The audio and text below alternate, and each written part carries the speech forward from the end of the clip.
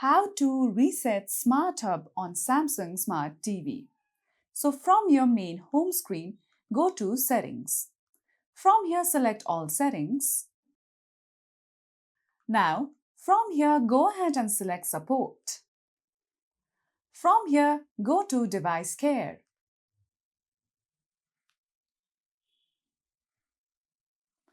Now, once you come here at the bottom right corner, you'll see the option of Reset Smart Hub. So if you select on this option, this action will be best for fixing app crashes, network issues, or loading errors. So follow these easy steps in order to reset Smart Hub on Samsung Smart TV. Also, if you select Reset Smart Hub, it will delete all downloaded apps and logs you out of all streaming services on your Samsung Smart TV. And in case if you have forgotten your PIN, you may need to perform a general factory reset or use a remote-based code to reset the PIN to 4 zeros.